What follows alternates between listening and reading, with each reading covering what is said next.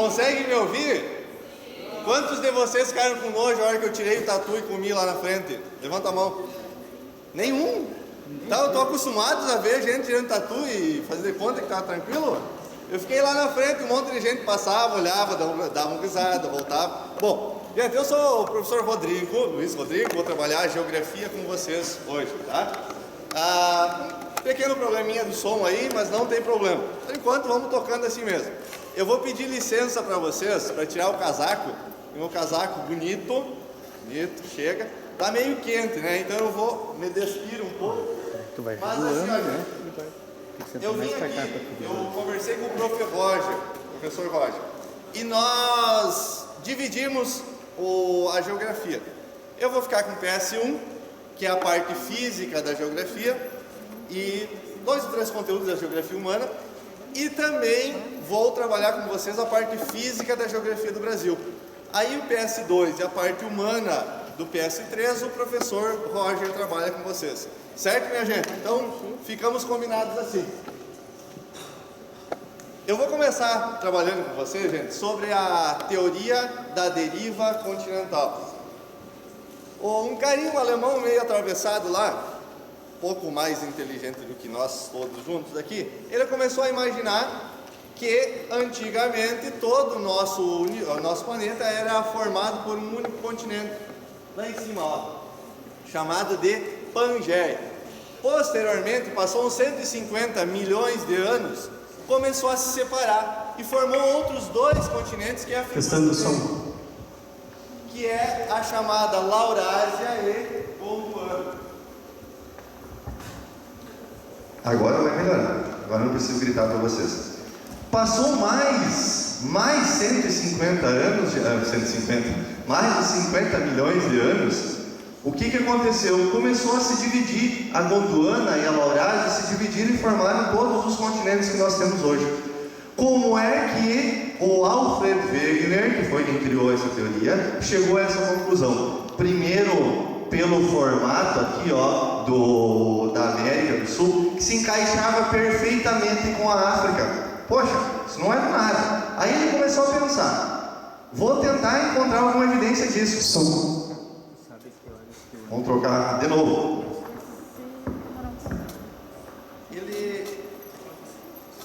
Ele foi procurar algumas evidências, gente. E a primeira evidência que ele encontrou foi que existiam rochas comuns tanto num continente quanto no outro. Começou a pesquisar um pouquinho mais a fundo. Ele percebeu que também tinham animais muito antigos que eram os mesmos em ambos os continentes. E começou a pesquisar mais um pouco. E percebeu que animais, fósseis mais jovens, eram diferentes. Aí se datou mais ou menos a idade da separação. Só que, como em tudo eu preciso comprovar como aconteceu, o Alfred Wegener perdeu a sua teoria.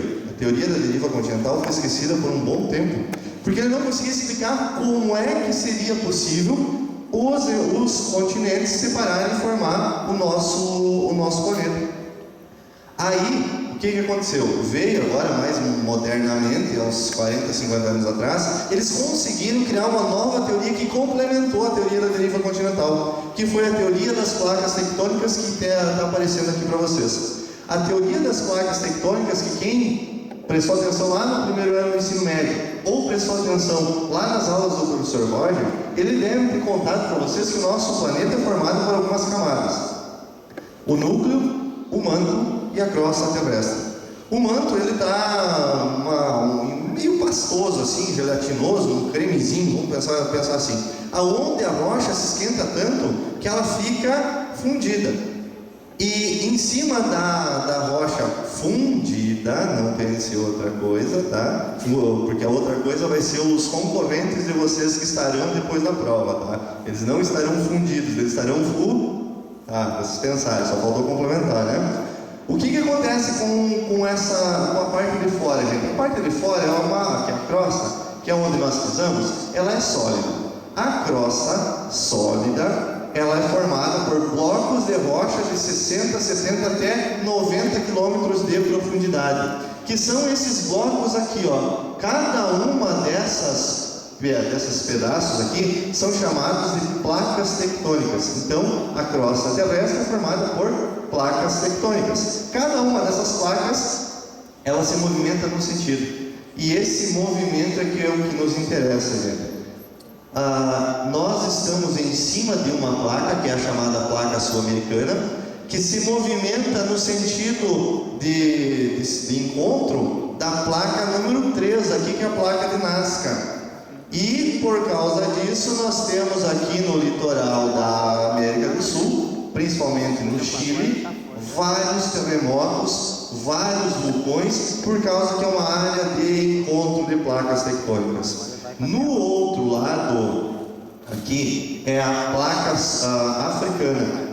E o sentido é divergente, as placas estão indo uma para um lado e outra para o outro. O que vai acontecer, minha gente? Vai ter terremoto no meio? Não. Inclusive foi a questão que caiu no Enem. Quem fez o Enem viu uma questão bem semelhante a isso aqui, que formava aqui no meio a cadeia meso-oceânica do Atlântico, que é uma cadeia de montanhas, está sempre crescendo, que tem o afastamento das placas. Além dessas duas placas que eu falei para vocês aqui, dessas três, a placa de Nazca, a placa sul-americana e a placa africana, tem outras que também são importantes, minha gente. Por exemplo, a placa 11, que é a placa das Filipinas, que é onde tem o Japão, que vai se chocar com a placa euroasiática, que vai provocar um monte de terremoto lá na Ásia, principalmente no Japão. O Japão tem terremoto todos os dias, alguns mais intensos, outros menos intensos. E agora eu vou fazer uma pergunta para vocês, vou adiantar uma pergunta lá de PS3.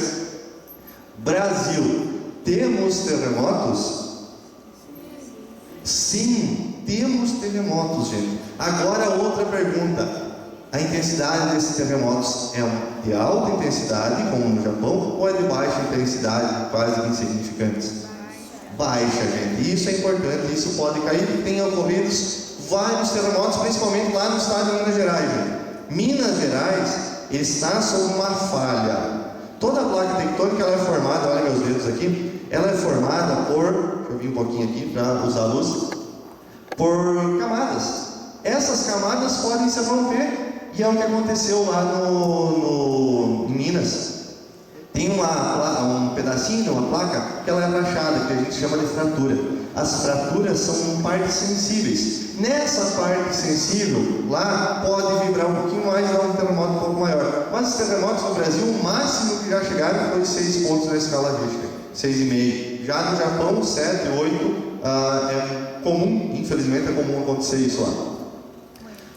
Outra coisa bem importante, gente, é vocês entenderem que existem 3 grandes limites de placas tectônicas. O limite convergente, que é o que acontece entre a placa de Nazca e a placa sul-americana. Quando ela se choca, provoca terremoto, provoca vulcão, pode provocar tsunami também.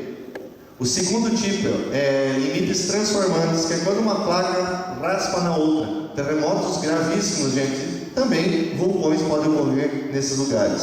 Já no limite divergente, que é quando as placas se afastam, gente, não vai acontecer terremoto, não vai acontecer tsunami, mas pode acontecer vulcões, certo? Vulcões é muito comum que abre a fresta ali, vai sair a lava lá do interior. Ok, gente?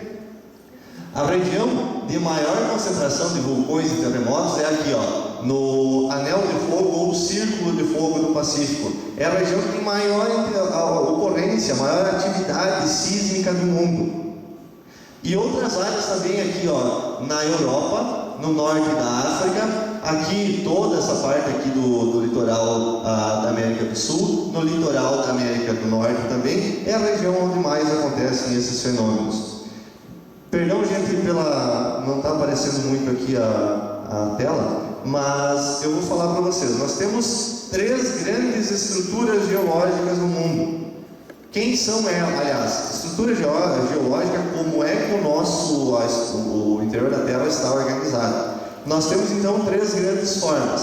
O primeiro aqui, ó, escudos cristalinos ou maciços antigos. Escudo cristalino, minha gente, é um lugar muito antigo. O nomezinho já está dizendo, é antigo. Por ser antigo, vem a pergunta agora: ele é alto ou ele é já baixo, desgastado? baixo, gente, ele já foi desgastado, ele já está velhinho, ele já está ficando acrocadinho ali na nossa superfície, que é o caso de boa parte do relevo brasileiro. O relevo brasileiro, ele é antigo, gente, ele é desgastado. Nós não temos cadeias de montanha no Brasil, isso é importante vocês lembrarem, já é PS3 lá, mas já vamos adiantando também depois do sobe piso.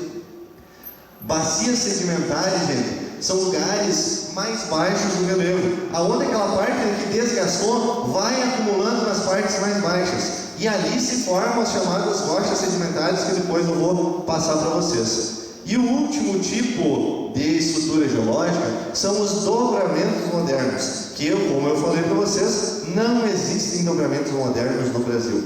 Nós só temos escudos cristalinos e bacias sedimentares. Nos escudos cristalinos eu encontro os minérios, gente. Eu encontro minério de ferro, eu encontro minério de ouro, alumínio, bauxita e todos aqueles minérios que são importantes para a nossa vida. Já nas bacias sedimentares eu encontro os combustíveis fósseis. Só tem combustível fóssil em bacias sedimentares. Não se encontra em outro lugar no mundo. Quem são os combustíveis fósseis? Petróleo, carvão mineral e gás natural. Eu vou dar trabalho para a Mari, né? Eu vou dar trabalho para ela, que eu fico andando, daí ela não consegue acompanhar com a câmera. Vamos lá, gente. Aqui, ó, falando em petróleo, olha o que os concorrentes de vocês de vez em quando largam no Enem ou nas provas de vestibular. O petróleo apareceu há muitos séculos, numa época em que peixes afogavam-se dentro da água, né? É interessante isso, peixes se afogando dentro da água. Agora mudou tudo isso.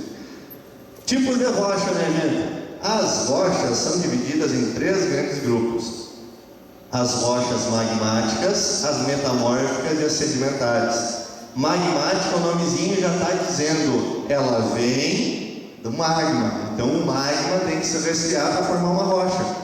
O magma pode se resfriar no interior da Terra ou fora da Terra. Quando ele se forma fora da Terra, ela é chamada de extrusiva ou vulcânica. Exemplo disso, o basalto. O basalto que a gente faz pedra de calçamento, que faz a brita, é o tipo de rocha vulcânica. Poxa, então quer dizer que aqui onde vocês estão já teve vulcão? Sim, já tivemos vulcão aqui no Rio Grande do Sul. Desde o Mato Grosso do Sul, Paraná, São Paulo, Santa Catarina, a metade norte do Rio Grande do Sul, foi área vulcânica. Então já entra lá no PS3 também. Já as rochas intrusivas ou plutônicas, elas são rochas que o magma, que a lava, não consegue sair fora da Terra, ela fica enterrada lá, mas mesmo assim ela se resfria. E daí o que acontece, gente? Forma um tipo de rocha chamado de granito. É um exemplo só, o mais conhecido, que pode ser cobrado na prova de vocês. E por último, nós temos aqui as rochas, pulando aqui, rochas metamórficas. Metamórfica vem de metamorfose.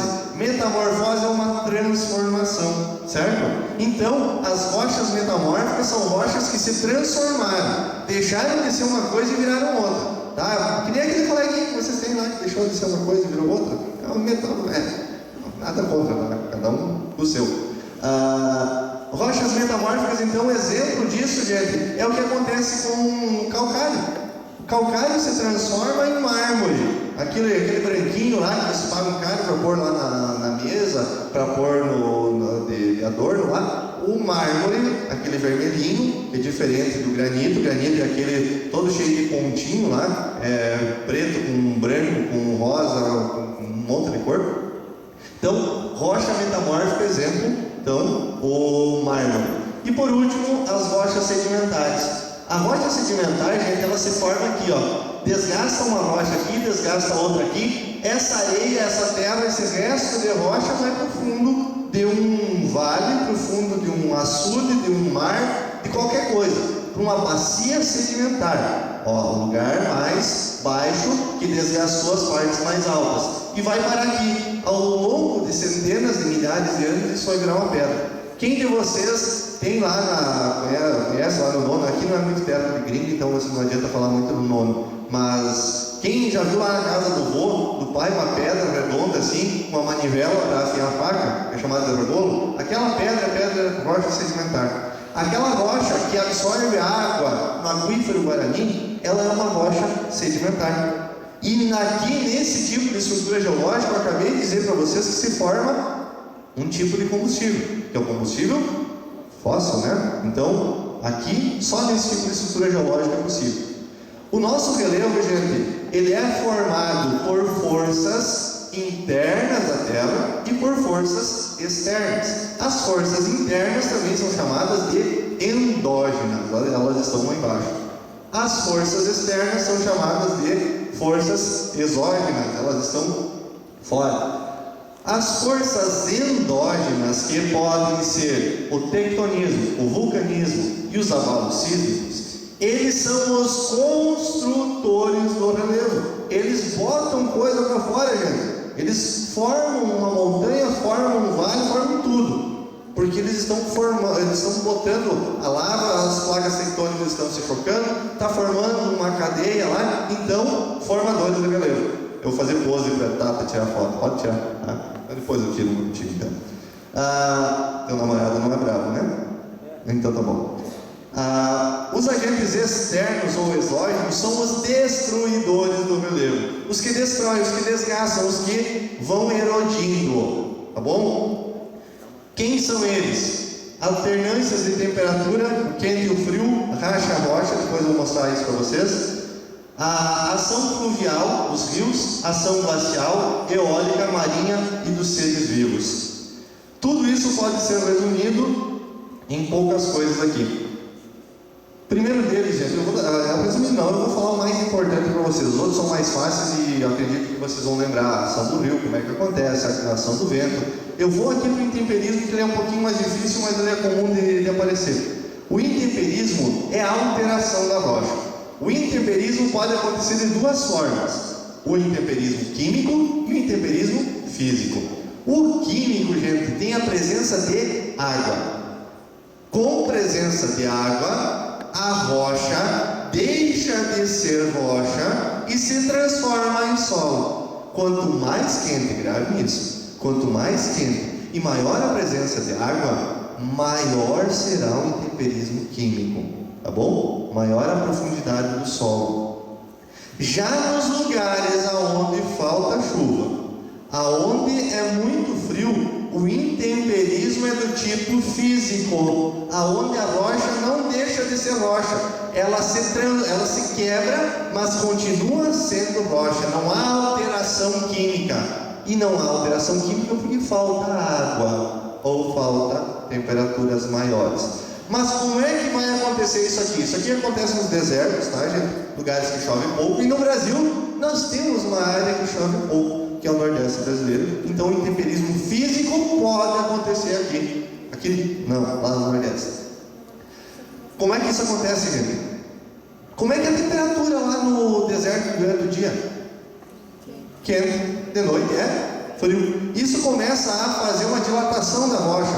Durante o dia ela se expande, durante a noite ela se contrai. Aumenta aquela coisa toda lá, fica aumentando, diminuindo, e ele vai se agachar. O mesmo acontece quando vocês estão bocozonas lá lavando a louça que a mãe mandou, pega um copo que tinha alguma coisa gelada e larga água quente dentro. O que aconteceu? Quebra. Ele quebra por causa desse estresse aqui que a rocha no deserto também sofre, tá bom? Além disso, tem a chuva, a água no deserto, nas regiões polares, que pode entrar lá no meio de uma fenda. Quando ela se congela, ela aumenta de volume e rompe e pode quebrar a rocha. Tem as raízes das plantas que também fazem esse processo. Mas vamos adiante. Em função dos agentes internos e dos agentes externos, nós temos alguns relevos, algumas formas de relevo que se apresentam. E aqui eu tenho um desenho bem significativo para vocês. E um desenho que pode ser bem parecido com o que vai cair na UFC. Aqui, ó, eu tenho primeiro uma planície, que é um lugar plano, baixo, abaixo dos 100, 150 metros de altitude que é medida a partir do nível dos mares. Eu tenho uma escarpa, que é o que faz a diferença, um degrau entre a planície e o planalto, que é praticamente o que vocês encontram lá em Santa Maria. Vocês vão andando, passam o Júlio de Castilhos, passam o Val de Serra e um pouco, vocês descem, caem lá no buraco que é a cidade de Santa Maria, que se Deus quiser, vocês vão passar 4 ou 5 anos estudando lá, ou então no polo aqui de Palmeiras das Missões, é claro. Só que qual a diferença de Santa Maria?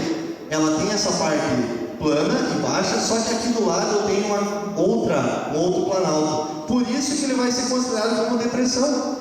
Depressão é um lugar mais baixo que os terrenos vizinhos. Então, por isso que Santa Maria não é uma planície, sim uma depressão.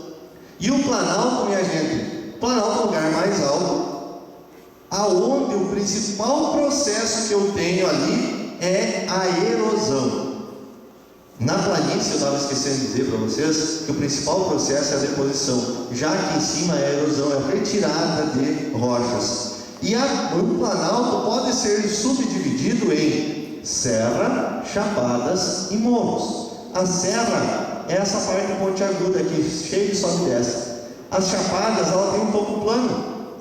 E os morros, ele é um pouco mais arredondado, que é o caso que acontece mais lá na direção do sudeste do Brasil. Agora eu vou passar para outra parte do conteúdo, que todo ano cai uma questão na UFSM. Se não cai no PS1, vai cair no PS3, então não dá para nós aproveitar tudo aqui. Ele é o clima. O clima tem uma importância muito grande no nosso dia a dia, gente. Tanto que vocês devem ter percebido que ontem estava um calorão danado, choveu essa noite e esfriou. Então são mudanças que podem acontecer, é importante, nem ia comentar com vocês, mas vem ao caso.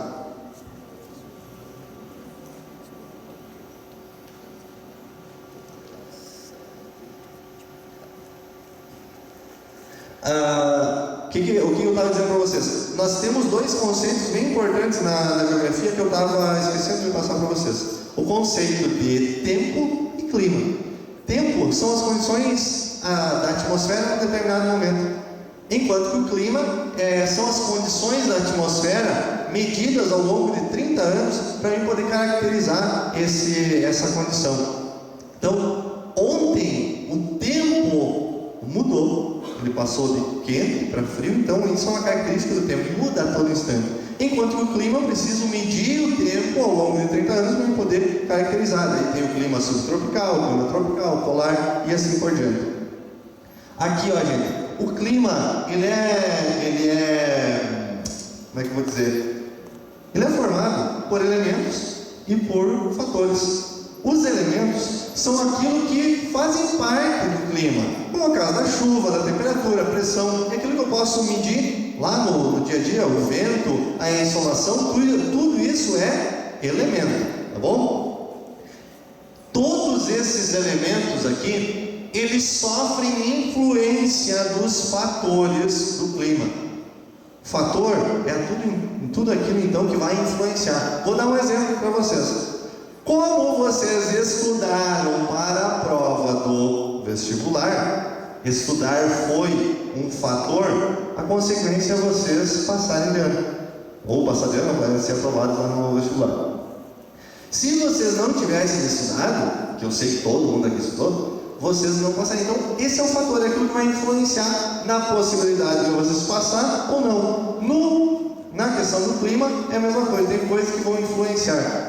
Então vamos aqui para os fatores, que são coisas bem importantes para vocês entenderem. Eu acredito que o professor Roger deve ter trabalhado com vocês algumas travezinhas, alguns tópicos bem importantes que resumem a atuação desses elementos, desses fatores sobre os elementos. Primeiro aqui, ó, primeiro fator, latitude. Antes de eu explicar qual é a influência, eu vou explicar o que é a latitude. Lembram da latitude? Distância em graus a partir da linha do Equador. Na linha do Equador eu tenho 0 graus. Conforme eu vou indo em direção aos polos, vai aumentando a latitude. Portanto, a regrinha é o seguinte: eu não completei, deixei vocês pensando. Quanto maior a latitude, o que acontece com a temperatura?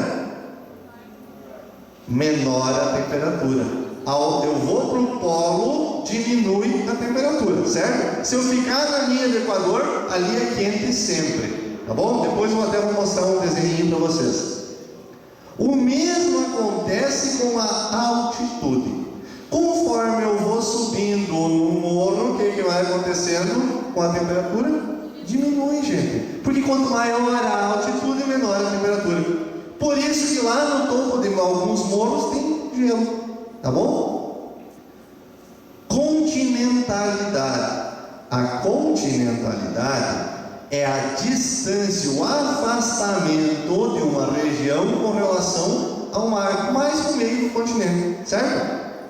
Então, como é que a continentalidade vai influenciar? Quanto mais afastado do mar, mais seco ou mais chuvoso?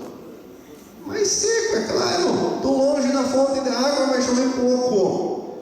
O que acontece com a temperatura? A variação da temperatura também é grande, gente. Se eu me afasto do litoral, dá uma grande amplitude térmica. Amplitude térmica é a diferença entre a temperatura máxima e a temperatura mínima. Então, amanhã, a amplitude térmica vai ser muito grande. De manhã vocês vão ter lá seus 15 graus. A tardinha, aliás, parte da tarde, o horário mais quente, vocês vão chegar aos 25 graus. A amplitude térmica foi de 10 menos 25 menos 15, 10. Essa é a amplitude térmica, tá bom? E os climas subtropicais, que é o caso nosso, os climas temperados têm uma grande amplitude térmica, tem que lembrar disso. Verões muito quentes, com 40, 42 graus de temperatura, inverno com temperaturas negativas. Então isso é a marca dos climas temperados. Então, entendido continentalidade? Vamos para o próximo, maritimidade. Maritimidade é o oposto, é o contrário. Se eu me afasto do mar, diminui a chuva, próximo do mar, chove praticamente todos os dias. Por isso que quando vocês vão para a praia, não é azar de vocês que choveu. Lá chove praticamente todo dia. 2, 3 vezes por semana chove aquela garoa, passa o céu abre. Isso é comum, que está próximo da